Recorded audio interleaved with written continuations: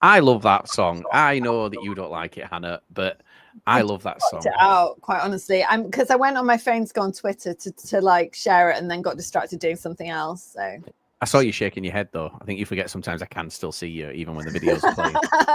See, I knew you could still see me, so I purposely did a little dance for you. I was dancing all the way through. I always give it a point at the camera, so I'm hoping that Hannah will look. So I'm going Pete Wild. She never. But I'll bear it in mind for next time. I won't do it next time. Fine, don't. Guys, we're back. I asked AI to help us tonight because I thought AI is quite funny, and it's written me a little intro. It's going to give you two like titles, I suppose they could be. Is this your Google Gemini? Yeah. By the way, whenever I mention AI, Liam's like, use Google Gemini. Hannah's still using ChatGPT. I'm old. Yeah, don't get onto Gemini. So, hello and welcome to the Lower League Look. I'm Liam, and I'm joined by the tactical mind of Hannah Brown and the stat man himself, Mr. Stephen Fyfie. Here, get your job titles there. Now, here's the thing. You've got to back them up. I want tactics from Hannah tonight, and I want stats from Fyfie. How's everybody doing? It's been a long time. It's been too long.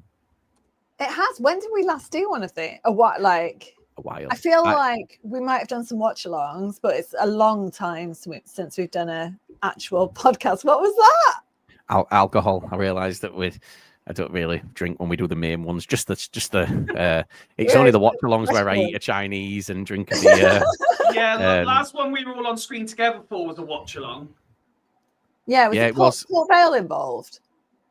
Well, we can talk about Port Vale if you want. We can jump straight. Actually, because we scored several goals across them. Well, across them. So it's a big game. It was a big 0-0. Now, this is where the stats come into it. We'll jump straight in. We're going to cover a little bit of League One because there weren't really much, and then we're going to cover League Two. But I want to talk to you guys both about this here. So this is the what the fuck stat of the week. So Port Vale currently sit 23rd in the table. Yeah. Their XG has them third. What? Yeah. Does that show that XG is just complete and utter nonsense, or does it show that Port Vale are ready to kick on? No, it's so we're in a similar position. I don't know where we are in the league XG wise, but we are massively under. Yeah, we're massively. Oh right, okay. Yeah, so we're massively. Well, no, we're not overachieving. You're overachieving. But we're not, because like the Luton game that we lost 3-0. If you look at the race chart, our XG was like 3 something. Luton's was 1. So it just meant that we were doing everything except for actually scoring, whereas Luton were more clinical and in the finishing. And I would suggest it's probably the same for Port Vale, that they are making. Look at me, the tactic. They're making the right moves. They're just not finishing.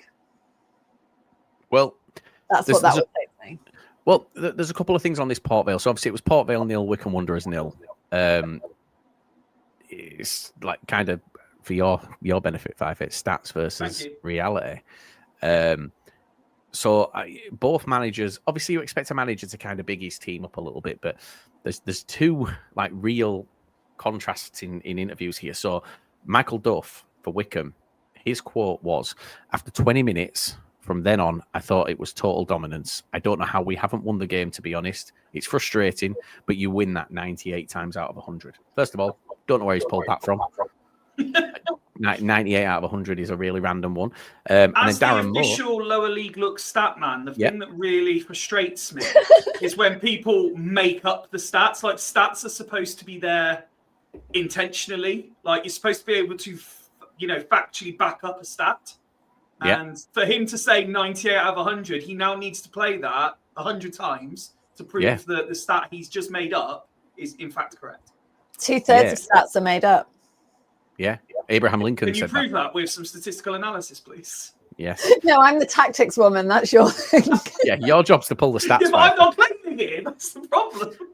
Darren Moore, his interview, his quotes are, credit to the players for the resilience and determination. We brought the big man, Ben Hennigan, back in there, and I thought he was a colossus today. He headed everything. He blocked everything. So, okay, so 98 out of 100. As the stat man, he was a colossus. As the stat man, what I can confirm is utter dominance. I don't think is the case because according to Sky, who we know are ever reliable, yeah, possession in this particular 0-0 encounter, by the way, yeah, possession was 34-66 in Wycombe's favour, so they have more possession, but 2/3 isn't utter dominance. It's dominant, but it's not utter dominance. Total shots 15-18. So despite having twice as much of the ball, they've almost had just as many attempts as their hosts. On target, 2-3. So the XG question comes back out there as well. Yeah. But I'm also looking here. Aerial duels 1, Port Vale 136, Wycombe 132. So no one's dominated anyone in the air. Blocked shots 5 and 7. So far, not one stat that's been quoted has been factually backed up by the numbers. It's insane. And I find, look, XG is always one that confuses me. But when you see someone's XG being that high, you do not expect them to be sat 23rd in the table. I'll be honest.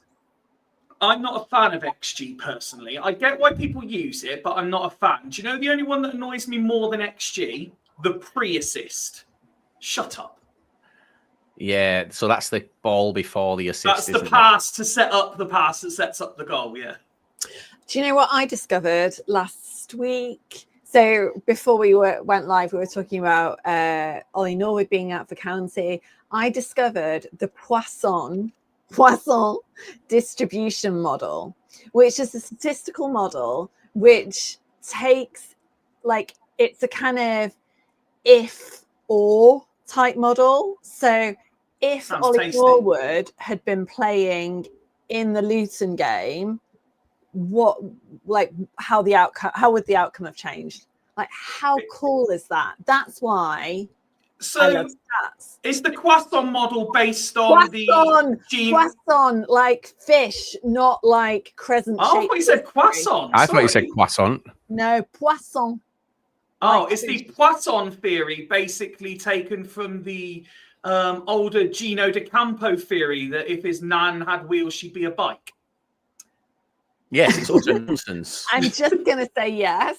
I don't know what it's based on. I think it's a model that someone has come up with, and the outcome was it would have been a bit closer, but Luton probably still would have won, which made me feel better about things.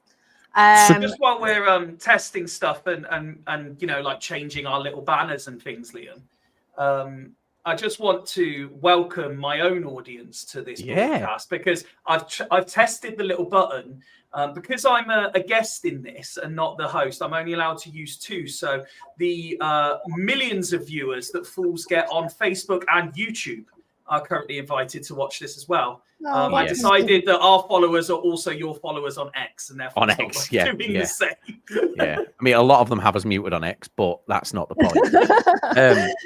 Well, if there was ever anything, by the way, I know, Hannah, you just said that a lot of stats are made up. 2/3 of stats are made up. But if there was ever anything to back I did make up, that stat up, though. Yeah, and if there was anything to actually prove that to be true, it's the first comments that have come in. Ben, who everybody knows, Fyfie, you know him from Fools, Mr. Pyman, he said, "Hi guys, agree. 80% of the time, 87% of the time, I'm spot on."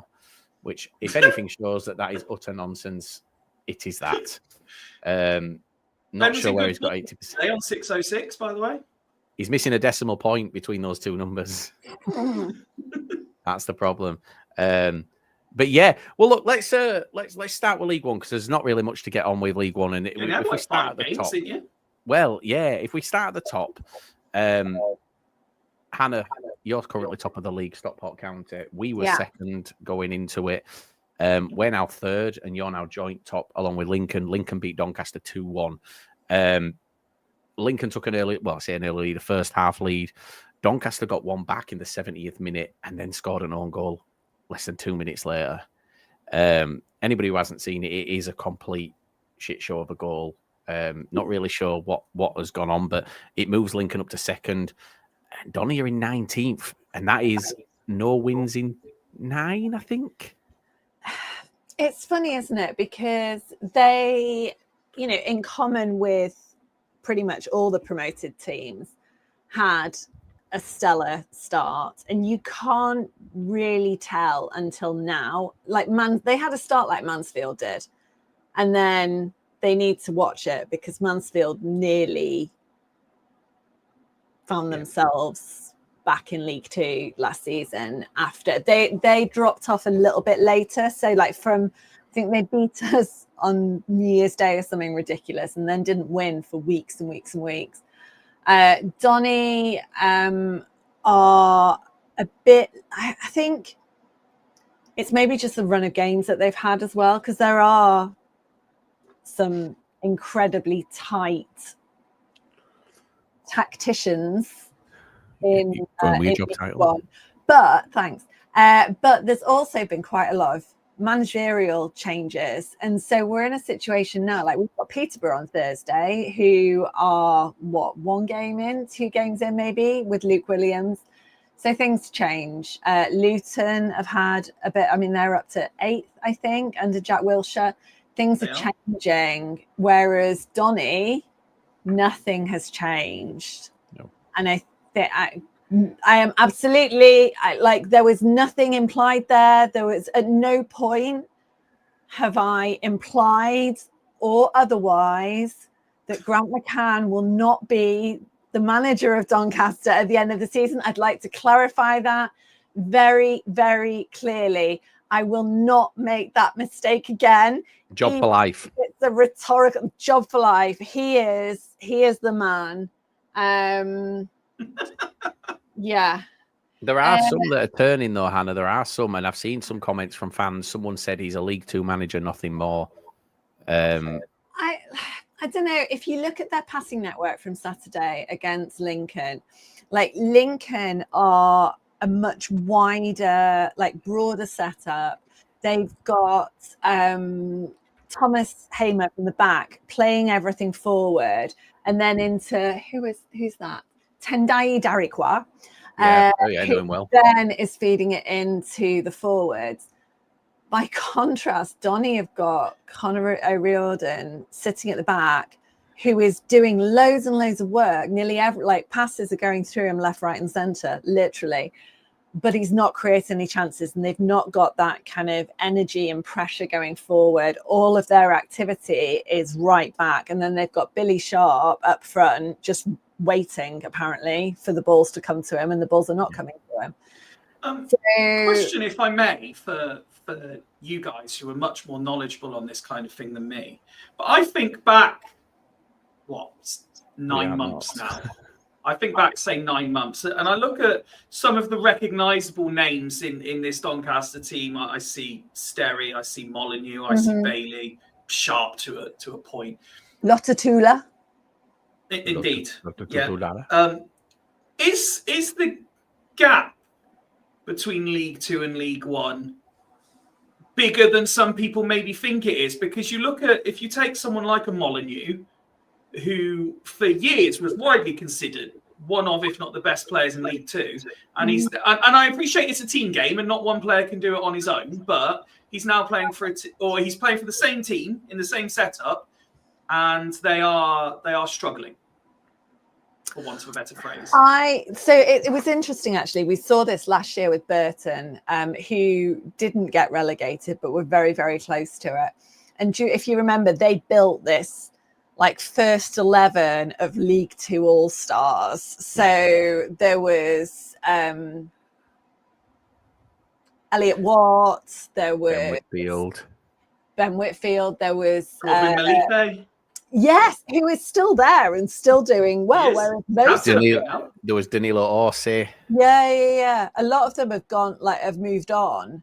But I've just seen that Sade still plays up front for them as well.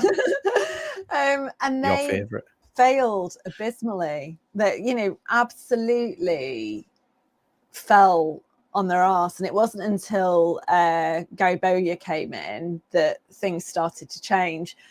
But is the gap? I think the gap is more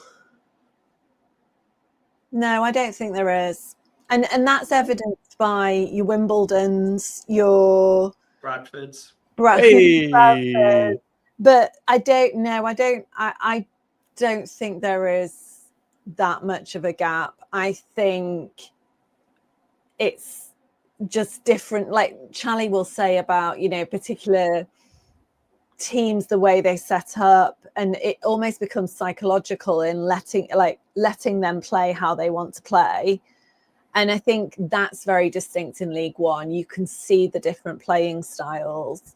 But no, Donny have obviously proved maybe it was a bit of a post-promotion confidence blip. But, likewise, Mansfield are still kicking around. I don't think they're, significantly stronger than Donny or anyone else. Do you know, for me, and I think, and this isn't, it's going to come across as arrogant, and it's not meant to be, but it's the difference between sort of our summer and their summer is that they took a League Two team and just added a couple of things to it. We brought in League One players and above, and we one thing Graham Alexander said is that there's no room for sentimentality. And you look, Tyreek Wright isn't playing for us at the minute. Brad Halliday, for the 3 seasons he's been with us, has been in the League Two team of the season. He isn't starting for us. Andy Cook is not starting for us. He's been fully fit for a while now. He's not starting. We've brought in Stephen Humphreys, who's proven at a League One level. Anthony Sarcevic is a League One footballer. He's been a League One footballer for a long time. Bobby Poynton is a League One footballer. He was a risk to we didn't know for definite, but we all felt he was, and we've seen it. Josh Nerfville from Wimbledon, team of the season last year, by far their best player last year. Teams across League One wanted him. We've got League One players. Curtis Till is a League One. He's better suited to League One than he is League Two. Definitely. He's class. I love watching it. I mean, I know he's not playing at the moment, but have really enjoyed watching him. Yeah, and then you look at we signed Metcalf from Everton. We signed a lad on loan from Pos. We've signed proven players at this level, and what we've done is we've said, yes, you guys might have got us here, but you've got to fight for your place. Your place in League One ain't a given. Whereas Donny have got kind of that mentality where he's happy to ride it till January, and this is because he knows. Look, Grant McCann has successful Januaries. He has at Donny every time he's been there, and every January he's been there. He's always had a good January. The fans are willing to give him January and a couple of months after. The question is, the Sat 19th, is it going to be enough time? There's no time for. I think Grant McCann kind of agrees. There's no time for sentimentality, but he's waiting until January. He's given them this first half of the season, and that's a big thing. He said in the summer, we're not here to make up the numbers. No. Right now, that's all they're doing. Yeah, but I mean, the lads on the WhatsApp group were talking about this, weren't they? And saying, he shouldn't have made it sound like they were going for promotion. You can't start a season and be like, we'll be really happy just to stay up. Can you imagine? The fans would be like, well, why are we bothering? The players. I did.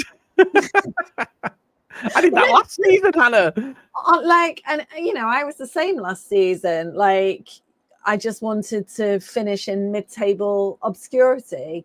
The club's original semi-verbalized publicly take was that they wanted to finish in the top 10. But, it's a competitive sport. You don't, obviously you're not going to admit to settling, are you? You can't stand still in football. You can't accept and just sit still in football. The issue and actually in League Two, Harrogate is a really good example of that. That's been coming for years, that kind of steady decline. They've always been there or thereabouts. Newport similarly.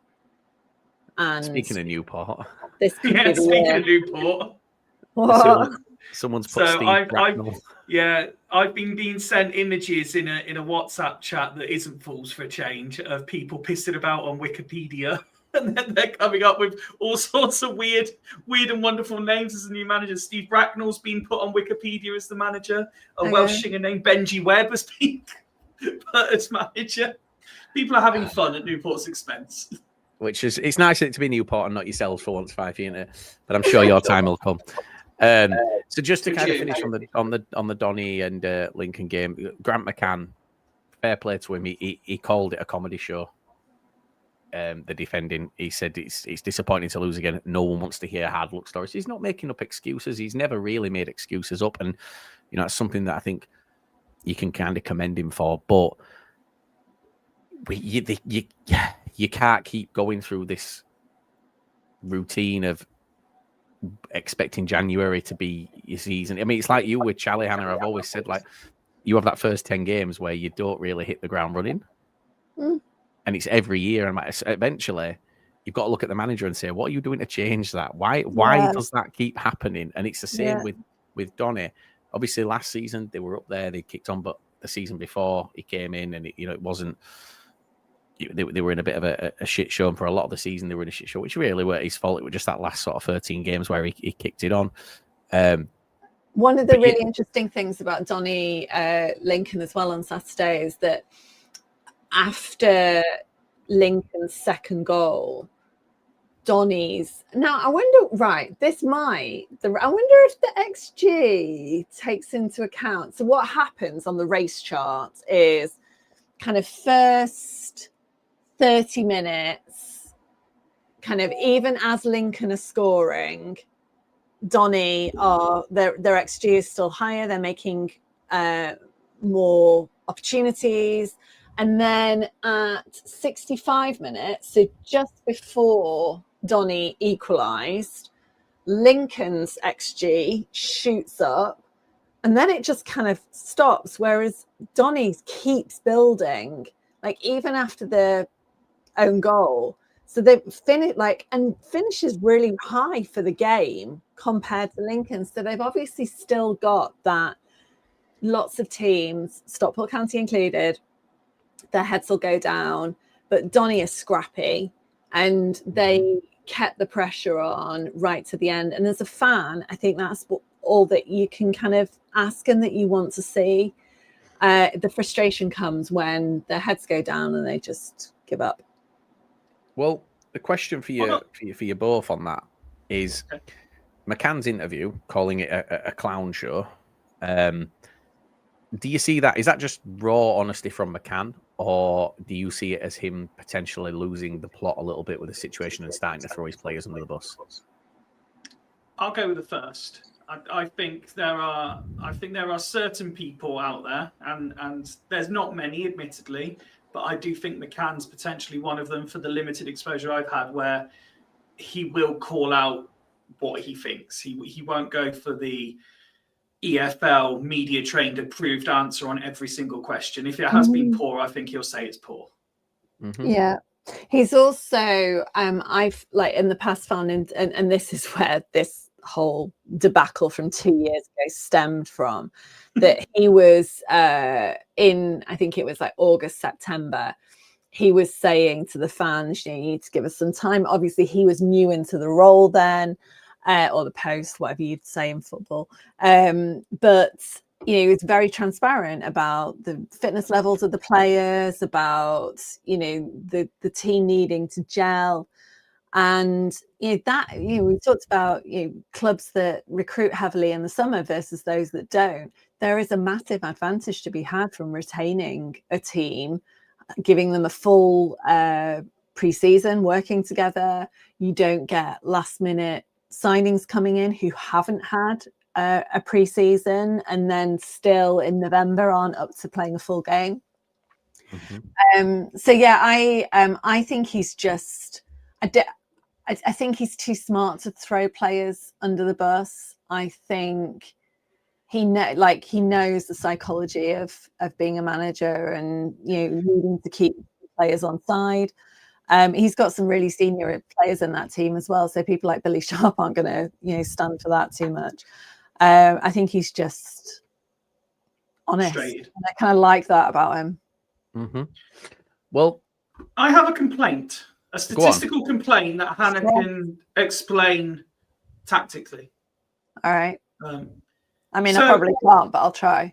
No, you can, because I think you kind of touched on it earlier. But I was looking ahead of doing this record, which is now a stream, and I recognised that the sample size is smaller. League One only had 5 games at the weekend because of the wealth of international experience amongst all the clubs. Yeah. However, one thing I did notice, and I'm purely doing this as the outsider, building up my own job more than anything. Yeah. Out of the 5 games, 3 of them had 1 goal or less. Yeah. Now, to put it in perspective, we had a full card in our division, one lower, and only 4 games had 1 goal or less. Now, as much as I want to be in League One, it does come across as boring. Do you know the things, Fyfie? I don't think it is boring. It's so tight, and the way to look at it is from Stockport in first to Plymouth in 24th. There are 15 points. Well, yeah. Who was it last week? Won and went from like 21st to 12th. I don't it was know. The Thursday game. Is it Stevenage? No, Last Stevenage Thursday. Didn't win. Stevenage. Oh, Reading. Reading. That was beat it. Went Stevenage. from 21st Reading beat to Stevenage 12th. 2 Thursdays ago. Yeah. So I watched some of that. Yeah, I think so. The goal difference, the league average sits at 15. Hang on, 15 games. So goal difference goes from 0.57 down to 0.67. That's the scale. So as Liam said, it's just really tight. So I mean, I fully appreciate like the league table because it's not too dissimilar. The league table, like by the time the weekend comes, if you were all kicking off at the same time, which I know you're not, because obviously like you're playing Thursday and stuff, but anyone currently from 1st to 7th can be top by the end of the weekend. Like I like that. That's fun and that's exciting as a neutral. Yeah. It's boring if Stockport win on Thursday, though. Yeah, like nothing happens for the rest of the weekend. Yeah. New manager bounce. We know Luke Williams knows us. We know Luke Williams. But Peterborough don't. It's not a lot of time to get that Peterborough team in order to play you, though. No, but they won, didn't they, at the weekend? What I will say, and you guys might know different, is didn't play, I did they? haven't come across anyone. No, sorry. No, they didn't. Their game with Mansfield got postponed. They beat Crawley. Luke Williams is one of those. Oh, they beat Wimbledon. Yes, yeah, we beat Wimbledon. Don't worry about it. Luke Williams is one of those where no one has a bad word to say about him. Like everyone raves about him. Absolutely, I think he's great. He's a proper. He's like, I know we big up Pete Wild here, but he is essentially he did what Pete Wild said he would do if he lost his job. He just went and got a proper job because he's not lived his life through football. He's a grafter. He just wants to be out and about working. If it's in football, great. If it's not, he'll go work at an airport, handling baggage. That's someone who's so grounded and down to earth. And to be fair, they're probably the most dangerous people to come up against in football because they don't. Not that they don't care, but football managers and players as well, they've got nothing else. So decisions are made with the thought of, I can't do this. If I do this and I lose I won't have any income, I won't have this. A manager that's not got that fear, who knows that if he does lose his job, he's got other options. I think that's really, really dangerous. And that's why I hated playing the likes of Pete Wild. Like Pete Wild was one of the only managers that would ever, every single time he came to Bradford, he went for it. He didn't care how many fans were there. He didn't care about the occasion. He never played the occasion. He came and he went for it because he knew that he had nothing to lose. We had everything to lose. And that's the difference between your managers that kind of bounce around and then your managers like Pete Wild, like Luke Williams, like David Artell, who go off and recognise that they need to take a break from whatever they've come from. With Artell's situation, he was at Crewe. They'd got relegated. It was a very intense period. He had given a lot of himself to the club, and they go away and they work out how to be better next time. Mm-hmm. And I think that takes so much more character and drive and ambition. And then also, I mean, both Pete Wild and David Artell, I assume the same is true for Luke Williams. They're very choosy about their next role as well. Mm-hmm. They know that, you know, if they've been sacked, they want to do better next time. And so they're not just taking anything that's offered to them. They're going for something that they think that they can be successful at, and being smart with it. And again, just got the utmost of respect for that approach. Yeah. We had managers like that Gladwin on scare me. Fools on Friday, and he was saying how Luke had such an impact. I asked him a question basically, and it was quite an interesting answer he gave. I wasn't expecting it, about people coming from non-league into the EFL, and obviously that was some time ago. But he mentioned how he had a meeting with Cooper, I think he said, like a month into it, and he said, you know what, I don't think this is for me. I want to go back to non-league. I don't want to do this professional game. But Luke said, look, give me, I think he said something like, give me 3 months or give me 6 months and you'll see the difference. And he said, I stuck with him, and he said the impact he had on his career as a player, he said it's unbelievable. Like what he ended up doing as a player, he put down almost, not solely obviously, but he put down to that conversation and say, look, give me 3 to 6 months and you'll see the difference. Yeah, and I think it's managers like that and relationships like that. I'm sure if you talk to someone like Macaulay Langstaff, he would attribute so much of his success to Luke Williams' involvement. And, you know, I mean, it's the same at every level. Like Ole Gunnar Solskjaer was talking about Marcus Rashford and how he doesn't know why he's only been successful under him, and then wherever he is at the moment, I've got no idea. I don't follow the Barcelona now. Barcelona. But you know, in the meantime, he's been at Villa, hasn't he? And hasn't clicked. And I think it's part of that, the whole culture of a football team, which I love. Kind of all of that side, like the off-pitch stuff and how that influences the managerial kind of style and all of that. It's yeah. Well, guys, it's only 5 games in League One, and we're 35 minutes in. So a quick roundup of the rest of them here. Just to nil, 1-0. Well, no, it wasn't. So we had Burton Albion 1, Blackpool 0, which is huge for Burton Albion and huge for Blackpool as well. That is huge. And you know what? Especially since Blackpool have been on a bit of a new manager bounce. Yeah, well, this is why you've probably not. I don't think you've watched the Fear Thursday. The biggest one for me though is Leyton Orient 2, Exeter 1, because Orient needed that. Like Orient massively needed a win. They did, but at the same time, it's funny, isn't it? Because like if you like, I think about this season as an extension of last season. That's not surprising at all. But this is what Orient did last season. It was November before they kicked on, and I remember having Marshall on, and they were doing horrifically. And it feels like, but they particularly last year had a big influx of loan players. They had Charlie Kelman, can't remember who else, but they are reliant on those relationships that they have with, I think it's Spurs, isn't it? I remember we had this conversation at the start of the season as well. Yeah, but what they do tend to have is they tend to have agreements where they can't get recalled. So it's kind of one and done. They're slow to start, but then they crack on. That said, they are now 6 months in probably to the new ownership structure.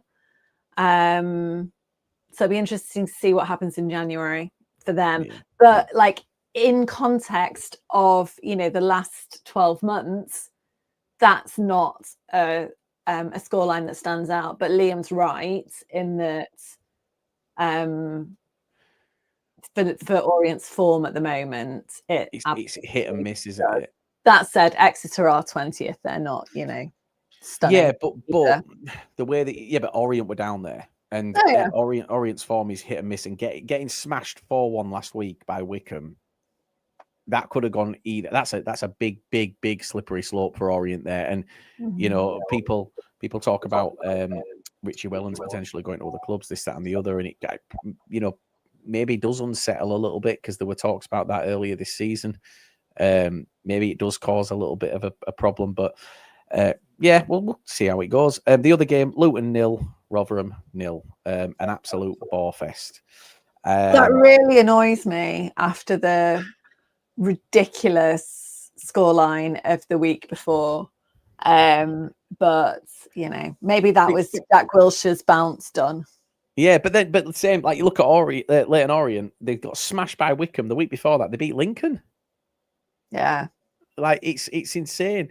I haven't done the percentages on this, but I have had a quick look, and it does look very similar to League Two. How do you two feel? That it doesn't feel like there's a massive amount of draws. Teams have kind of high win records or high lose records. No one, like the amount of teams we talk about on 606, for example, that we say if they could just turn some of these defeats into draws, they would be so much higher up the table. And I've just had a quick look down the League One table, and there's no one really racking up the draws either. They either have good win percentages or high loss percentages. Yeah, and it's funny because at the moment, County are top of the league and have been for the last couple of weeks, but it's not. Flex. There's been some big losses in there, two big losses, I think, and but it hasn't mattered because no one is winning everything, and I don't know if it's the same.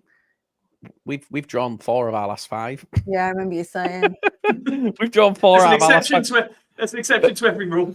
But again, this shows how mad League One is this season. We've drawn 4 out of our last 5, and going into Saturday, bear in mind we didn't play on Saturday. We were second still.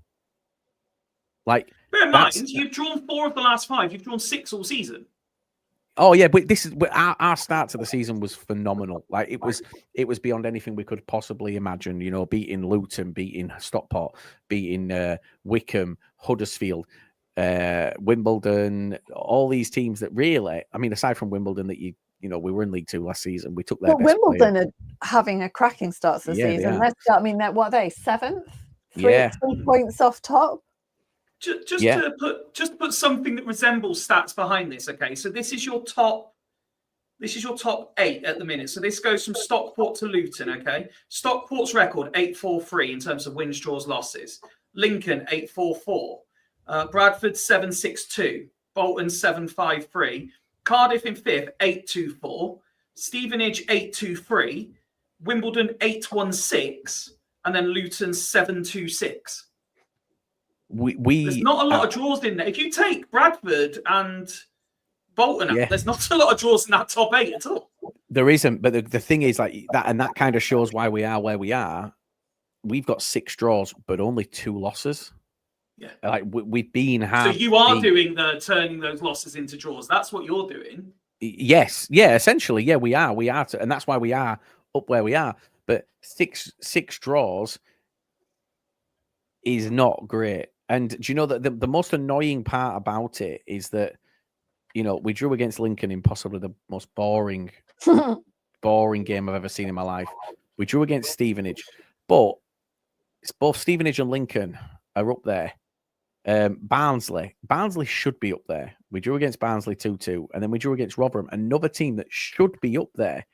So, like the points that we are dropping, aside from the Burton game, which was horrific. However, it was the perfect Gary Bowyer performance. That is everything that Gary Bowyer does. He used to manage us. We know what Gary Bowyer does, and he executed it perfectly.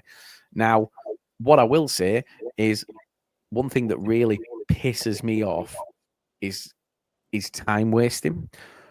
Now, 90th minute, I can understand getting the ball running to a corner and time wasting. It annoys me, but I can get it. Doing it in 25th minute is just nonsensical for me, and time wasting from the 25th minute until the 90th minute is just ridiculous. And that's what they did. And it is, look, here's the thing. We had 8 players still at that point out who would probably start for us. 8 players. Had we had them on the pitch, if we'd have had Sars on the pitch, I believe we'd have won that midfield battle, and I believe that we would have probably got the game. And Hannah's giving it a smile because it's an Anthony Sarcevic mention, but it's true. He is superb at what he does, and I've said this before. You never get less than a 7 or 8 out of 10 from Sars. Doesn't matter what game you're playing in, he will run himself into the ground, and that's what we were missing. We were just missing somebody taking that little chance, and that's what he does very, very well. And the interesting thing about him is that he will do that even when he looks like he's doing nothing. And I remember games where he was getting stick from the stands about being lazy, about not getting into things, and then you look at, like, you know, those metrics from their, whatever they call them, you know, the tag things, and it's like his distance covered is exponentially higher than anyone else's. So to be able to do that, make it look effortless, it looks like it's in slow motion. It's you like know, he's like slow motion. The octa whatever. Green It's Lantern. the Kraken. It's like the Kraken was just lowering itself into Fyfie. But Hannah, the thing with Sars is that it can have a poor or quiet first half and then a sensational second one. As you found out, it can just change, can't it? And that's what we miss. We missed someone who can just create that thing out of nothing. And like I say, 8 players out, losing to Burton against a former manager. Burton were very, very good at what they do. It was League 2 football. And this is the thing. It was, no offense, what a transition that is. Exactly. What a transition. It was League Absolute 2 crime. Football. It was everything that we felt we'd left behind last season. It was the first team to come to us this season and play League 2 football, and we hated it. It reminded me of playing Barrow. Yeah. Like, I felt like I was back lumpy, at it. Yeah. Yeah. Like, lump it up and get on. But a quick question, right, about Port Vale's XG that it threw up for me. Right. Full circle moment. Yeah. You did a lovely transition, and now you've gone full circle. No, I've got to ask this. I think this is coming in. It's going to be seamless, Fyfie. Prepare to be disappointed. Oh. If Port Vale's XG was a pint, what would it be? He's splitting the G. Splitting the G. I like it. I'd never thought about that, but yeah.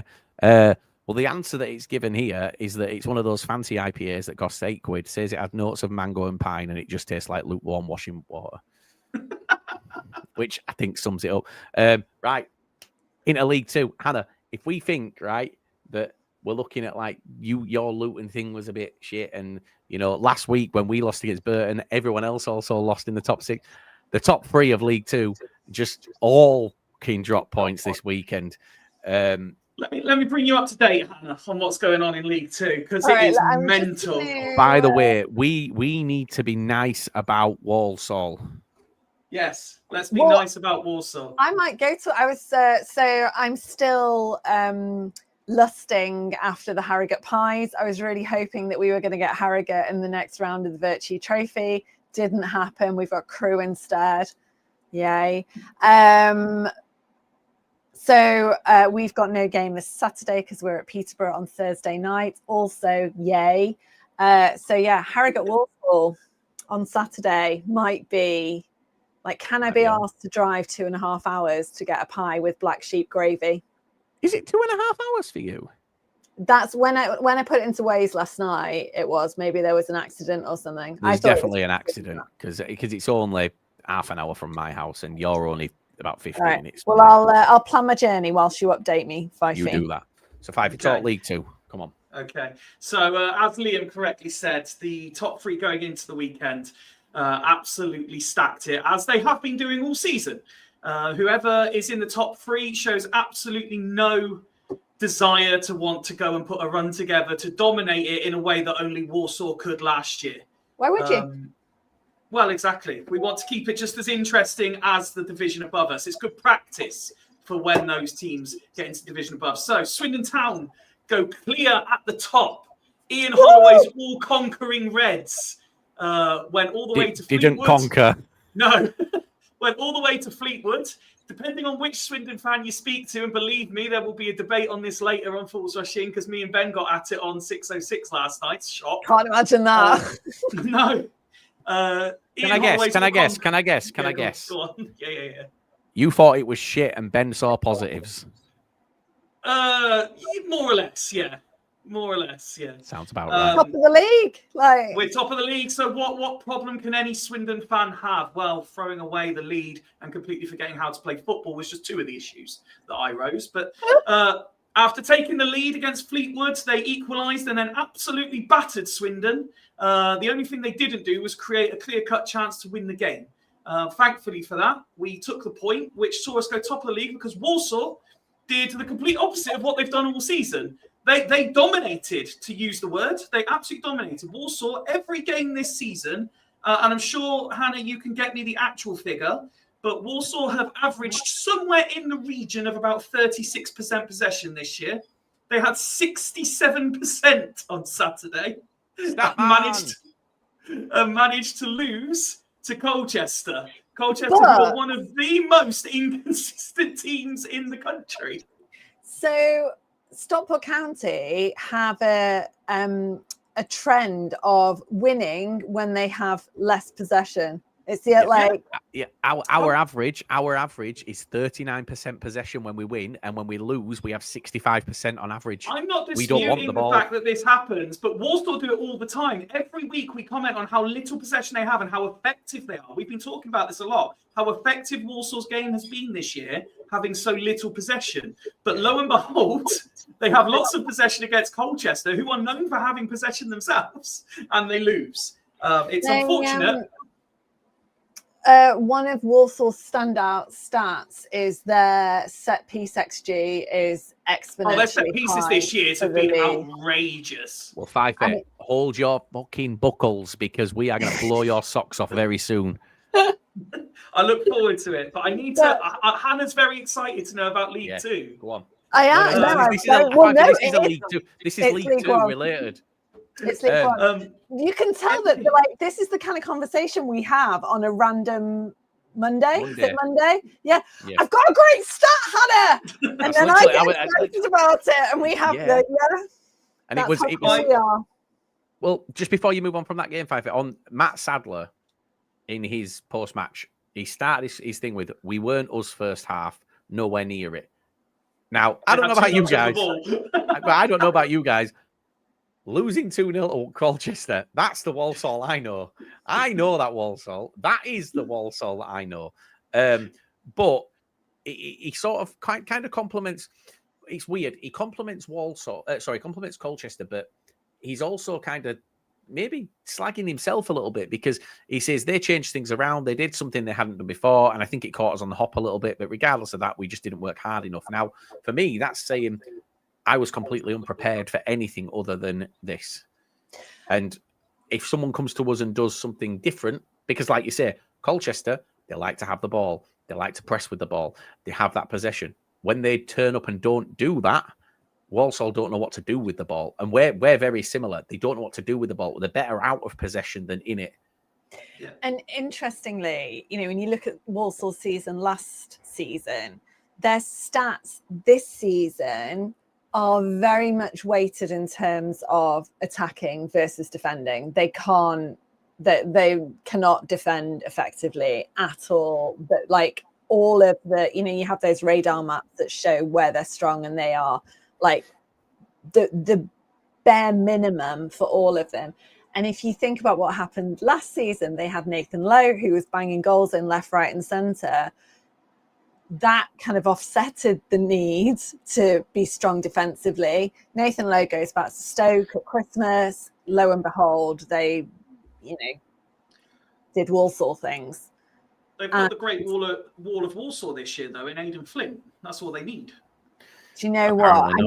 I know I was in the Swindon end, but that lad, I mean, he is so, he's like Curtis Till is playing for Bradford in terms of that kind of physicality and aggression. And Walsall are not an aggressive team, on paper at all. But yeah, I thought he was brilliant for them. Here's a question for you both then, just about that. So has Danny Cowell, first of all, is that a blip for Walsall, or has it's Danny what League Two has done all year? But well, no. They've been found out. Yeah, well, has Danny Cowley essentially just laid a blueprint there for what you need to do to beat Walsall? Let them have the ball, let them come at you because they don't know what to do. They've got one plan, and it isn't working if they have the ball. I think that's what's happening. That's the way you just sit back and invite them. Fyfie, I know, obviously, not wanting to really go back to Bradford, but I use us versus you when I sat in the away end with you at Bradford. And I sat with the guys from Fools and I told them, and I said before kickoff, I said, you will have the ball for the first 20 minutes and you will be so confident because you'll be passing, you'll have space, you'll get all this. I said, from the 20th minute onwards, we'll switch it, we'll play it down the wings. And I pointed out and I said, see that lad there? And it was Tyreek Wright just after he signed. I said, Tyreek Wright will get the ball and that's where your trouble will start. 23 minutes into the game, we pinged the ball out to the left. Tyreek Wright cut in, smashed it into the bottom corner. And it's like, you can read it.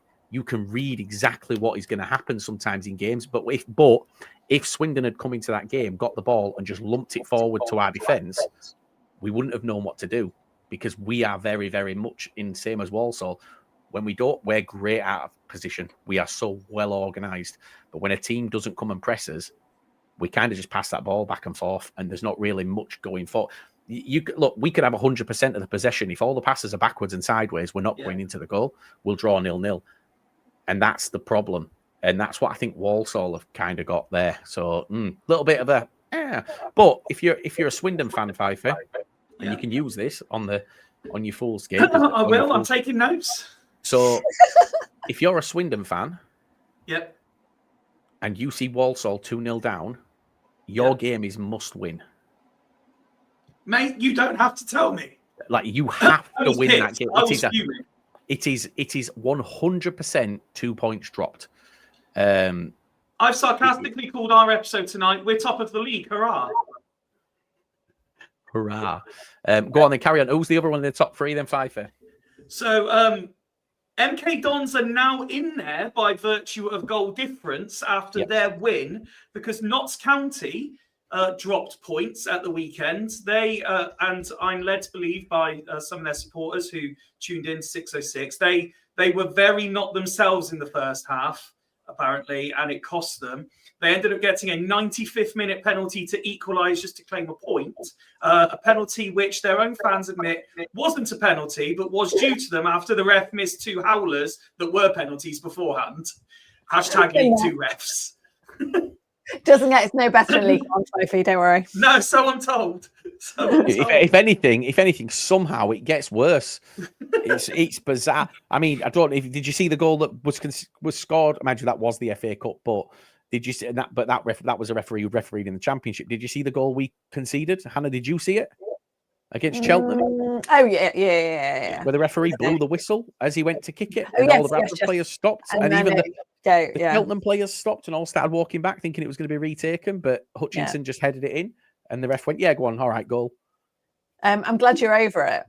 Oh, I'll never be over it. Do you know what? I always said, I said before the game, I'm not really bothered about the FA Cup. I'm not bothered about going on a cup run this season. I want to kind of cement us as a League One team, but it's the way it happened. So while fully acknowledging that fans up and down the country every week will say we always get shit refs, I try as best as I can, unless they've had an absolute howler, to not really talk about referees. The other week against Tranmere, though, the first half, he didn't. The referee we had didn't get howler after howler decision, but the first half was a complete non-event because he blew the whistle. Like, the game had stopped more than it was played in the first half. The whole first half was a complete non-event in that game. There was the highlights were referee blows. Glatzel misses chance. Blows, half time. That was pretty much how that first half went. Like Donald Trump at Bill Clinton's house. So just, sorry, I don't know, to talk about poor refereeing. So you're talking there about the referee blowing, there's been a non-event other than the referee blowing his whistle. So I literally wanted the headlines to be about him that day. Oh, well, the reason I was telling you is because of what you guys said. Sorry, just to finish before you make your point. We got told afterwards, someone had looked into it, that was the referee's first game in League 2 for 2 years. after spending the last 2 seasons in the Championship. And all the Swindon fans were saying was, well, they must play by different rules when you get up the ladder because this is ridiculous. As Wrexham are finding out. So just on poor refereeing. So I was at Bradford Park Avenue a couple of weeks ago, and we were doing commentary. And in the first half, the referee played 44 minutes and blew. In the second half, there were 3 goals and 6 substitutions, and he blew the missile on the 89th minute. Well, I can do you one better, Liam. I can do you one better. While I was down in Swindon for our 5th anniversary weekend, I went to watch Wazza's lad play for Stratton Juniors under-7s. And as you'll know, at that age group, they play quarters in 10 minutes. Yeah, I love it. The third quarter was 17 minutes long, which means somehow he found 7 minutes additional time in a 10-minute quarter. You don't add on additional time at that level. He stopped his watch every time the ball went out. You don't do that at that level. Even if somebody went down for 5 minutes, they were fuming. They were absolutely fuming. You still the parents were fuming. The coaches were fuming. No, you're not supposed to have them out. It. Like, you're not supposed to have the kids out on the pitch for longer than 40 minutes. That's the point of it. Regardless of you don't do added time. That's broken. Is that?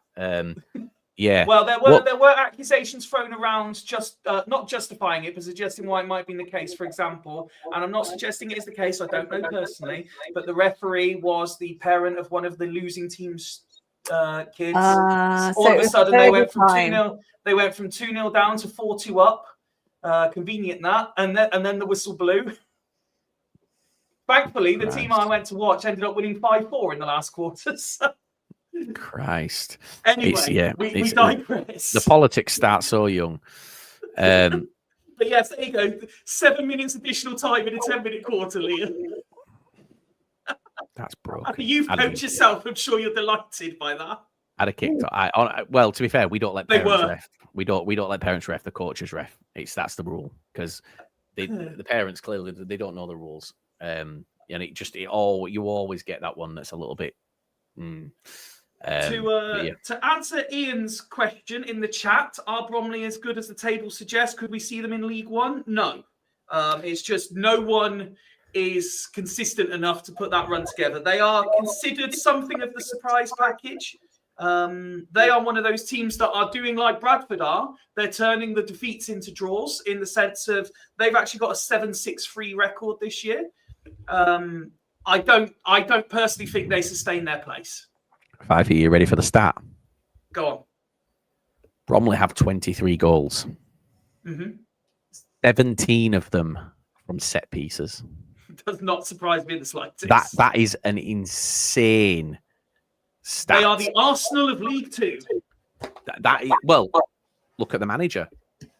The Arsenal of League Two, Andy Woodman. Yeah, I mean, look, obviously a 2-1 win at home to Barrow. Mr. Whitfield got on the score sheet. We always love to see that. Again, Barrow's goal came from a free kick. Bless you, Hannah. It goes and yeah, so 73 point. What is it? 73. I've got the full stat here. Where the fucking hell is it? Have I lost it? 73.9% of all Bromley's goals have come from a set piece this season. That's ridiculous. So 1 in 4 goals comes from. 3 in 4 goals. 1 in 4 goals comes from open play. The rest are corners or free kicks that have been converted. But Andy Woodman has said, and it's contrary to what you've just said, Fyfie, I'm not in this league to just try and maybe get into the top 7. I've said from day one, I want to get this club into League One. This year, we can achieve something special. Well, I mean, it's fair, and I wouldn't expect him to say anything different. The same way I say, I'm not in this life to be sat here talking to you guys single. I want to be dating Rita Ora, but unfortunately she's married and it's not going to happen. Fyfie, don't give up on your dreams. Don't let anybody ever tell you. No matter what those solicitors say, or the restraining order or the courts, you don't listen. You follow your dreams. One person on Twitter has really one person. This is one person's tweet. It summed it up. They've said, it's a Bromley fan. We are the biggest set piece merchants in football history, and I absolutely love it. Mitch Pinnock's left foot is a cheat code. Who needs open play when you've got corners? Woodman is a genius. Mitch Pinnock has 43 chances created this season. 40 for one player. Which means Bromley have scored roughly 50% of his chance creations. Yeah. That's ridiculous. That is absolutely ridiculous. The Declan Rice of League Two. When you've got a player that can do that, when you've got a player that can pick that spot out, and you've got like a Michael Cheek who can meet them on the end of it. I mean, he's on 8 goals now. Cheek's been infuriating because not only has he started scoring again, but he's got like some of his goals are unreal. He's a good player. But for both of them, and again, like our set, we have a high percentage of goals from set pieces. But I did the EFL Fantasy Scout website stuff for Stockport County before the season started, and they sent me a form to fill in, and it was like left-hand corners, Ollie Norwood, right-hand corners, Ollie Norwood, indirect goal kicks, Ollie Norwood, direct hits, Ollie Norwood, penalties, Ollie Norwood. And I'd imagine, I don't know, but if Walsall's looked like that, it leaves you. We had a penalty against Luton, didn't score. It's Nathan Lowe, just to bring things back full circle and back to League Two. But if you are heavily dependent on a couple of players, and the transfer window is coming. I think also is it Evan Weir that plays left back-ish for them. He's the one that scores their free kicks. His technique is unreal. Well, just on what Andy Woodman said about like the ambition and all that stuff. I respect the ambition. Yeah, but when you're so reliant on one tactic, is it sustainable? Like, is it? Because do you know what's going to happen? People are going to start looking at where Pinnock's popping those free kicks and just put 2 men on it. Well, there's pros and cons, because if you become a master of one, then yes, it might not work every time, but you have that set thing.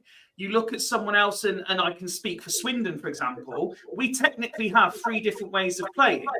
All 3 of those were rubbish on Saturday, and we didn't win. Yeah. What's happened with Jake Tabor? Can we talk about that? Have they recalled him just out of sympathy because of the 6-7 meme?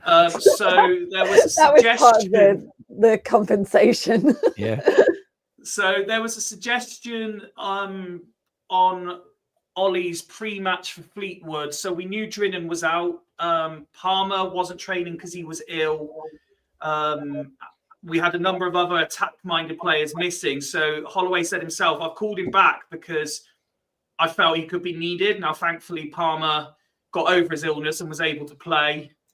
So Tabor ended up being an unused sub. But he was brought back basically because we were somehow, because of the unavailability elsewhere. For example, we discussed on Friday, is Glatzel going to be the front man, like the main front man this time? But there was every chance he was going to end up playing wing back because we just didn't have any others. So does that worry you though? Does that worry you that a couple of injuries and then all of a sudden you've got to rely on a doesn't player? Worry me in the slightest. No, it doesn't worry you that you've got to then potentially rely on a player that your manager clearly does not think is good enough. No, because we have a player playing ahead of him that isn't good enough. So at some point Holloway will realise this, get over his attitude that I have to be right and I'm going to persevere with this, and realise that there's very little between him and Prince Will, so we might as well play the one that's actually contracted to us and not on loan. Unless he has to play the loan player if he's no, he doesn't have to. Prince Will's one of the few that keeps getting dropped out of the squad. Maybe so. Well, but yeah. So I mean, I know you're an avid listener back to our League Two coverage, representing you, Liam. So you would have heard me say, but I made the point to Ben yesterday. We've been praising Holloway all summer for building a squad. We haven't had this level of squad depth in years, since probably Paulo's era. We can't, as fans, start crying when we have to use the squad. But what do you consider squad depth though? Is it just making up numbers, or is it no, not at all? So, for example, we have to. Again, we're going away from what we talk about, but for that question, if you take our attacking options, for example, we realistically play 1 front man or 3, depending on how Hannah wants to describe it tactically. Okay, But we have if everyone's available, we have the choice of Drinan, our top goal scorer, Palmer, who we signed from a championship club, Glatzel, who's in form, Bodin, who's experienced in League One, Prince Will, who's fucking awful, but he keeps getting played anyway, Tabor, who's the non-league prodigy who hasn't been given a go yet. So that's 7 attackers for 3 positions. Last year, we were playing 3 in 3 positions. And I'm sure I'm missing one in there as well somewhere. I'm sure Ben will tell us. And now that we've got, so for example, I got to see Ball play for the first time in a Swindon shirt the other day. And by the way, he is massive, absolutely huge. I honestly don't think I've seen a player that built in all dimensions just naturally. What about Akinfenwa? Yeah, he never played for us. He was built like a fridge. But no, like if you take centre midfield again, for example, depending on how you want to describe it, we play a 2 or a 3 in there, and we've got something like nine options, but they're not just options, they're 9. Like you can make a case for all of them. Like Kilkenny is our best technical player, Clark is our captain, but Ball has his qualities, Nichols has his qualities. You know, you keep going through them, and everyone you put in there. We've got a lad on loan from Bristol City, Murphy, who plays in midfield, who no one really knows that much about because he's not really featured. But he played against Tranmere, slotted in like he'd been there all season. He was actually fine. Hannah keeps laughing at how you say Tranmere. She hasn't mentioned it, but I know that's what you're laughing at because you've said it 3 times now, and I've seen a reaction. Boy, what's wrong with how I say Tranmere? You split it down into 2 words. It's like Tranmere. Well, do you know what? It's funny you should say that, and absolutely fine for pulling me up on it, because I've noticed in recent times that although the accent's there's a softening in how Liam talks, and he's a lot more generic these days. Although earlier there was a very emphasis on Barnsley, which really northerned him up again. Barnsley. Yeah, Barnsley. It's like you've got to say Bury. You can't say Bury. Who is it that says Salford? That really gets Mansfield. me. It's Harry with Mansfield. Yeah, and to be fair, it doesn't just get him. I correct people all the time and say no, it's Salford. The thing is, it doesn't just get us. It gets Salford, because we've had messages saying, "Can you tell him it's Salford?" And like while we're live saying, "Can you tell him to stop saying Salford?" But he just doesn't. Well, speaking of Tranmere, they played Cheltenham this week. And I will just say, I think a game! Yeah, probably out of both leagues, I'd say probably game of the weekend. 3-2. Gillingham Crawley will be close though. Gillingham Crawley was a great advert for League 2. Was it though? Yeah, it was fun. What? Yeah, no, fun. But was it a great advert when you're kind of looking at it and saying, "Look, Crawley were 1 point above the relegation places." Versus Gillingham, going into the weekend, 2 points. 4 points off top. Like that's for me, Gillingham. That's a massive drop for Gillingham. Like that, they shouldn't be losing. Someone said to me, who I work with, he's in like one of those football pool things where they pick a team every single week, and he said to me, "Can you pick a team a guaranteed win for this weekend?" And I said Gillingham. Like. Look, credit to Crawley. If anyone asks you again, guaranteed win, whoever's playing Bristol Rovers, their collapse is the funniest thing I've seen all season. Yeah, it's horrific at the minute, isn't it? It's horrific. Well, they've got Cheltenham next. They have got Cheltenham next weekend, yeah. Yeah. Relegation 6-pointer. But I think just to come to the Tranmere and Cheltenham game, I think that is a cracking result for Tranmere, given the form that Cheltenham are actually in terms of, I know they've lost a couple, but since Cotterill's come in, he's made them a really, really tough team to beat. You say Cotterill? Cotterill, yeah. Cotterill. We're going to pick everything up. It's got 3 syllables. Cotterill. Cotterill. That's 3 syllables. Cotterill. So what do you call them? No. Fyfie, you're not wrong. You're saying 2 syllables. Yeah. Cotterill. Cotterill. It's not got. Anyway, it's got Hakeem but this is why I think we're saying Prince Will and don't try and pronounce his surname. But It's a very, very good result for Tranmere. Can we stop it? Because, well, no, but here's the thing. I need to learn how to say it properly, clearly. It's just Tranmere. It's just like there's no, what? Tranmere. Yeah. Boom. Perfect. There's no gap. Say it. No, there's no gap. It's not Tranmere. There's not a capital M. No, it's not like Tran on the Mere. Yeah. No, it's Tranmere. No, it's Tranmere. I'm saying it the same. No, you Tranmere. So you don't read the N and the M kind of blur into one. Tranmere. Whereas you're saying Tranmere. It's like there's it's like there's a little gap between those two letters. Tranmere. It's like if you said, "Oh, we're going up this weekend. We're playing Bradford," or "We're going up to see Stockport." Like it's breaking it down into two words. Go with Stockport. I'd probably say Stockport. Stockport. Whereas Bradford is what Bradford. Yeah, it's just. See, here's the thing. Here's the thing. You just told me off for saying Barnsley, right? But you just said Bradford. You just said Bradford. Bradfud. Bradford.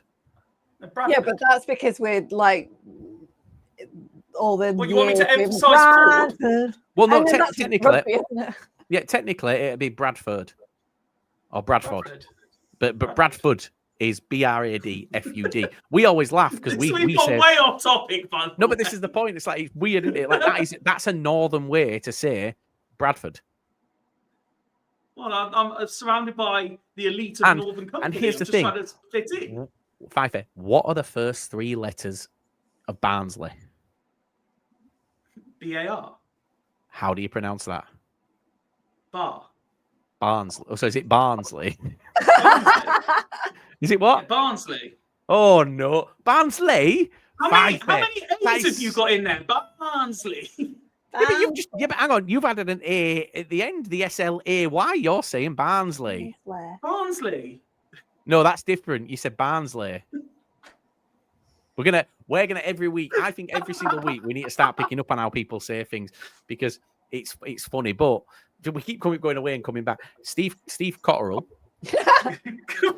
he's doing. Cotterill. Steve Cotterill is doing. Look, I'll text him and ask him how he wants it said because I'm pretty voice though how he pronounces his name. Yeah, well, that'd be funny, wouldn't it? Imagine if I get that voice note. You see, now that I'm thinking about it, I think Fyfie's right. I am right. How do you what do you use as the collective word for knives and forks and spoons? Cutlery. Not cutlery. Right. What does Liam say? He definitely says cutlery. No, I don't. I say cutlery. Okay. Which is right. So I don't. Correct. No, cutlery. Yeah, cutlery. We're saying the same word. Okay, so why is it okay to not emphasize the T in cutlery, but you really need to emphasize it in Cotterill? Who did Fyfie? Hang on. Who did Tranmere play? Cheltenham. Why aren't you saying the T? Pick a fucking battle. Yeah, Cheltenham. Yeah, pick a battle. It's either Cheltenham and it's Cotterill. It's not Cheltenham. It's Cheltenham. Okay, so it's Cotterill. Steve Cotterill. Yeah, but I'm the one saying Cotterill. No, you're saying it wrong now. You say Cotterill.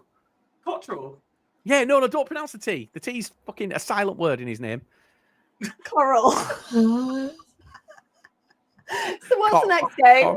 Yeah, well, no, it is. In which case, the F and Y are silent for me. You might as well just call me Fee. Yeah, I mean, we can if you want to be Fee, but we can. I don't want to be Fee, but if we're just making your Friday night name. I like that he's Fyfie 07, and we are branching out and covering all ages, and we've currently got an 18-year-old working with us, and I think that's amazing. Is that the year you were born, Fee? Sorry, Fee. No, I was born in 90. 7's just my lucky number. Hannah feels so deflated that you've just said you were born in 90. Literally a week into 90. I was supposed to be born on Valentine's Day, but I was born on the 7th of Jan. Bloody hell. Look at that. You learn something new, don't you, Hannah? But if I was a week even earlier, I would have been an 80s kid. I was an 80s kid. Were you, Hannah? Same. Yeah, Oh, obviously. Right, yeah, here we go. Fyfie. Say Derby. Derby. Yeah, no, Derby's No, right. not Derby. Derby. Derby. Right. The E is an A. Derby. Derby. Yeah, Derby's right. But that, I think, yeah, you had Stephen Derby playing for you, didn't you, as well? So it makes. What is this? So Fyfie just read the 92 out and see how many he gets wrong. That would be hilarious. We're just bored of League Two already. We've got rid of it and we're back talking. Which is more ironic because it's more entertaining than League One, as we established half an hour ago. Well, you know. So I've got another show to prepare for at some point. Yeah, I know. So we'll wrap up after Tranmere versus Cheltenham. What I was saying, with Cotterill in charge. With Cotterill in charge. What Should I will we say start is, on Adelican Adelaken as well? Oh, don't please. While we're here. No, we can't. I can't bring him into it. But for me, it's a real show of character for Tranmere. 2-0 up in 11 minutes, get pegged back to 2-2, and then dig in and get that winner. Like a lot of teams, when they go 2-0 up and they throw away, the momentum isn't with them. And when Cheltenham are kind of doing what they're doing under Cotterill, yes, I said it, under Cotterill, it's probably really hard to kind of fight that. It's just the image of you saying Tranmere getting pegged by Cheltenham. I can make the image on AI if you want.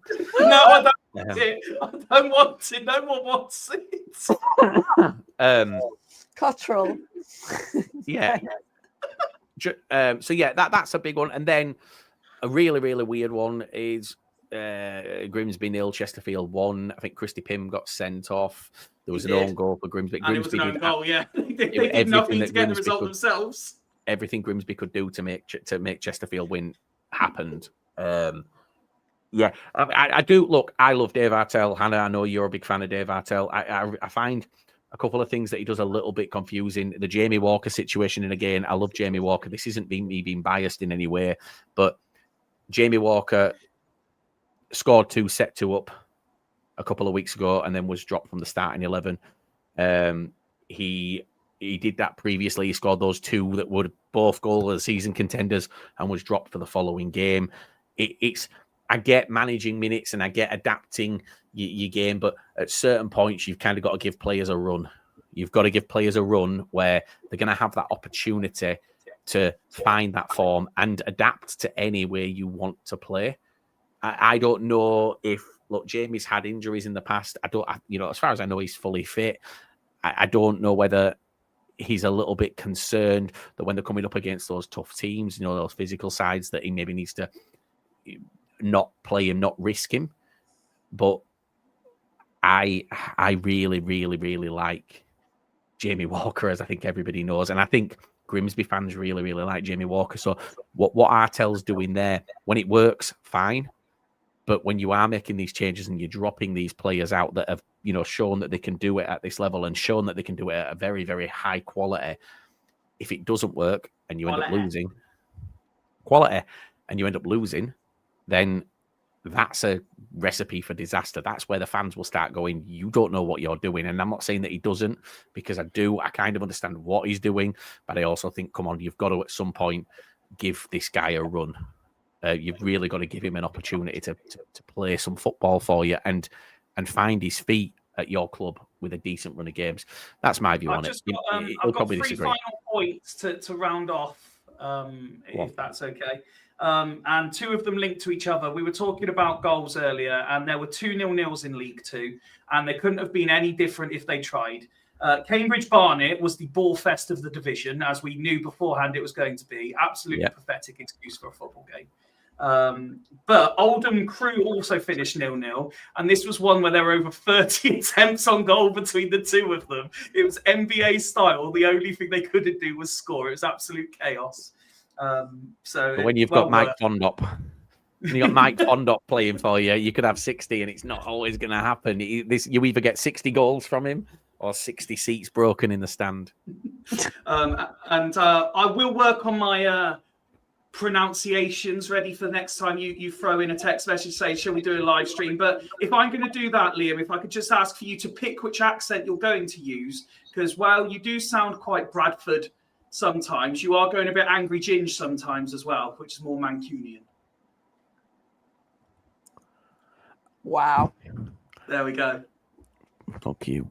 I have 5 questions to ask you both to end it. Okay.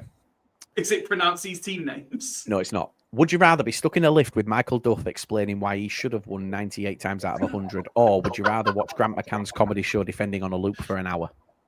Grant McCann. Grant McCann. Grant McCann. A 93rd minute penalty to draw at home, is that champions mentality or just peak jammy? Jammy. What's a more unforgivable football crime? Wearing a full kit, including shin pads, to the game as an adult, or leaving in the 80th minute to beat traffic? Leaving. Never leave a game early.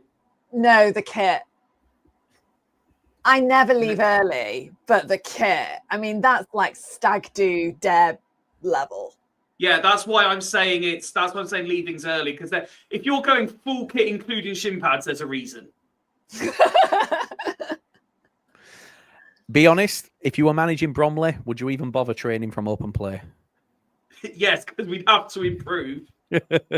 And you have to replace one League 2 mascot for the day or League 1 mascot for the day. Who are you picking, and what's your signature crowd hyping move?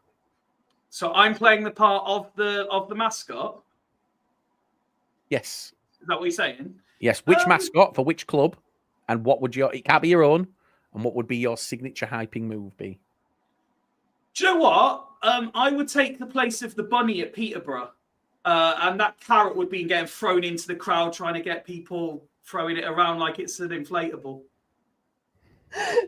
We played Peterborough on Good Friday. So the East, like Peterborough have got like 3 different mascots, which also really confused me, because they've got like a builder one as well, because I don't know. But yeah, there was a whole lot of you can stick your carrot up your arse type. I'd be mimicking it just for lols. Yeah. Like, no, I can't look. Who would I? I got done for calling Mighty Mariner a paedophile. While dressed Is this after you got attacked by a Grimsby fan? No, it was before. It was during the game. All Bradford fans were going, pedo, pedo. And I would just stood right next to him, just going like that in his face. And then someone tweeted going, should Billy Bantam really be calling Mighty Mariner a pedo? And I'm like, well, he didn't really touch any kids. Like, it's a joke. I'd like don't forget, we live in a generation where Mr. Tumble failed his CRB check. He lives not far from us, by the way. He's I could tell you some stories about Mr. Tumble. Please don't. I'd like to be the pie at Wigan, like the big pie. What would your move be, Hannah? I don't know. I feel like movement's probably limited as a pie. No, you definitely do like a little old school spin, like breakdown spin. Yeah, like lie on the. You could right. Yeah, that's what I'd do. I'd like flop backwards, and yes, I am wearing my pajamas. I'd flop backwards and like turn around like with my feet like. I'd pay someone to come in as Jim from American Pie and make you just lay down on the floor and just recreate that scene. That's my view. A question that's been asked: a question for the 3 of you: would Stockport win the SPL? So here's the thing: I think no, top 4. I was going to say the exact same thing. I think the top 3. So, well, not the top 3, but the 3 teams. Typical top 3. Hearts, Celtic, Rangers are a championship level outfit. All of them. The rest of them is mid-table League 1. And as much as I love the likes of Elliot Watt, he's thriving in the SPL. But he was struggling last season in League 1, and that's not really like Elliot Watt can go on and go. It could go on and could go further and further, and that's fine. But to go from where he was in League 1 last season to where he is now in that time for him shows the real however difference. The fact that we're thinking the same, Liam, given that we don't have skin in the game, so to speak, it does also mean that Stockport qualify for Europe. I've got no issue with that. Imagine a cold European night at Edgeley Park, at the Edgeley Park. At the Edgeley Park. Yeah, I think. I mean, obviously, it was designed to be a provocative comment. That's what platforms like that do. That's what Jamie O'Hara does.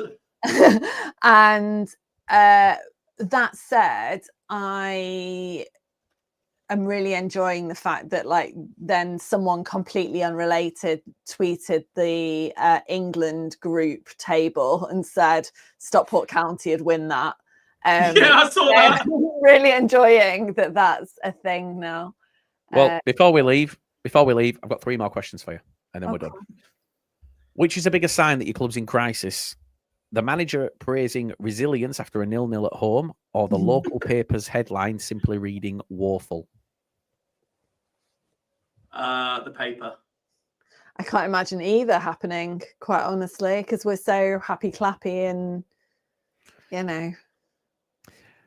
You give them 50 million to spend, but you can only buy players based on their Port Vale XG status, stats, or players that have only ever scored from set pieces. Which squad are you building? Oh. Do you want a team full of high XG players, or teams that always score from set pieces? It's actually Lauren Tolage, isn't it? Really? He's very, very high. Team. He's very, very high on XG. Is Tolai? It's Tolai, Hannah. Apparently, it's not Tolage, and I always call him Tolage. Tola. Tolai. Oh, all right. I'll take the set piece team. I'm a sucker for a set piece. It's working for Bromley. I'm a sucker for a set piece. Well, yeah. Yeah, well, I'll go, given our current issues with set piece takers, I'll go for whatever the other one was. Plus, anything to not have to watch Will Wright take another set piece would be fantastic. Last question. What's the real cut-off point for a long throw to be considered a foul? Is it 2 feet on the floor, or is it just as long as it lands in the box? I don't understand that question. What? For it not to be considered a what? For it to be considered a foul throw. Well, you have to have 2 feet on the floor. Yeah, I'm going to ask it for one more question because that makes no sense. It doesn't make any sense. No, it doesn't. I am a big fan that the long throws come back into fashion. Though. Yeah, and I was saying on the pod last night, I've started noticing where, like, we don't really have a long throw. We have Will Wright. But I notice then when other teams do. Like Plymouth have got a good one. We had someone, I can't remember who it was, maybe it was Corey O'Keefe or Dodgson had a bit of a go, and I was like, oh yeah, fair enough, but no. Well, I asked it for another because that one just didn't make any sense whatsoever. So your Google Gemini is not all that, is it, Liam? No, it did. Yeah, ChatGPT would have just fucking cried. I'd still be waiting for the answers. Okay. Here we go. And again, I've not read this, but Hannah, on the you'll Tesla, like this. There's bad grok. You can get like a really bad version of grok that tells you awful things. And that's just Hannah plugging that she drives a Tesla, by the way. That's all that is. Right. He's flexing periodically throughout the episode. You're standing next to the club's biggest all the gear, no idea fan. He's got the full kit, the £200 training top, the works. He turns to you at halftime, his breath absolutely stinking of pickled onion monster munch. And he says, the gaffer's got the tactics all wrong, hasn't he? Do you agree with him just to be polite, or do you tell him his breath smells like a bin? Where is the third option? Tell him that he's wrong and explain why he's wrong. Well, that comes in with the smell. Yeah, and by the way, your breath smells like a bin. I mean, I wouldn't say that, but I would tell him it's wrong. I don't think I would naturally call someone out for their breath at a game. No. He's wearing a full kit though, Fyfie. I would argue that if I didn't agree that the manager had tactically got it wrong, I would argue with them about it. Yeah. Right. Fyfie, this one's just for you, and then we will wrap. Okay. Because Hannah, if you can answer this one, Hannah, we need to talk after this episode ends. Oh no. You're in the stadium toilets at halftime. It's absolutely rammed. You're at the urinal minding your own business when the bloke next to you leans over, looks you dead in the eye, and says, "We're just not winning the second balls, are we?" Do you A, reply, B, ignore him, or C, piss on his shoes by accident? Reply. What? Reply. People constantly making conversation with me in the toilets. I'm always talking back to them. Said that with the confidence of a man that this has happened to him multiple times. I mean, I was that.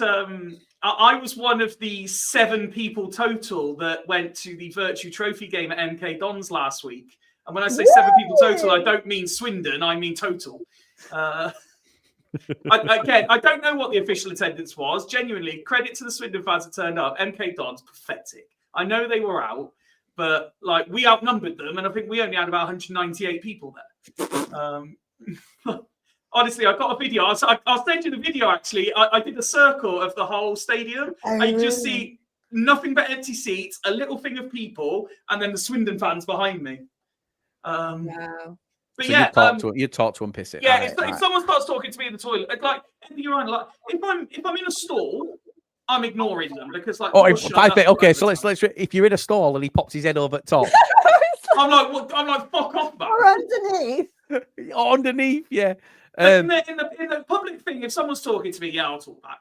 No, that's fucking weird. But Ian's just nailed it. That sounds like a Swindon thing. It absolutely does. And it's not the worst thing that goes on in the toilets at Swindon, isn't it? They used to be filmed in the toilet. Yeah. So having a chat, that's nothing. That's where I put tactics for fucking... Like say someone was chatting to me at MK Dons the other day while I was in the toilet. So I was just like, yeah, well, I said, we've got the... I said, we've done the bit now. We're going to qualify. So we just need to score at least 4 to win the group. Well, just to end it, Ben replied saying if Port Vale was a pint, it would be Carling, cheap and nasty. And then Nodge replied saying Swindon would be Caffrey's, weak as piss and no one's seen it since the 90s. Boom. I love it. I love it. That is how you... And that, by the way, is, I believe, a Port Vale fan replying. Yes, it is. It's a Vale fan replying to Ben. Now, if that doesn't take Ben down a peg or two for fools, that is beautiful. Ben's not on fools tonight, sadly. He's supposed to be at work. He's got some explaining to do. I will have hijacked his Twitter, I'm sure. Yeah. Well, thank you very much for that, guys. I've got 28 minutes to get something to eat and set up fools. You go get yourself something to eat and get set up, guys. Thank you very much. We'll continue this. We have got a couple of big interviews lined up. We are not going to announce them because it's fucking funny not to, and they are both massive, really, really big. So let's do it. Fyfie massive. Like Fyfie massive. Fyfie pissing at a urinal massive. See you next week, guys. While talking to someone. Yeah, I think he should probably bring on Jake Tabor, yeah. The lower legal look, the place it's all at.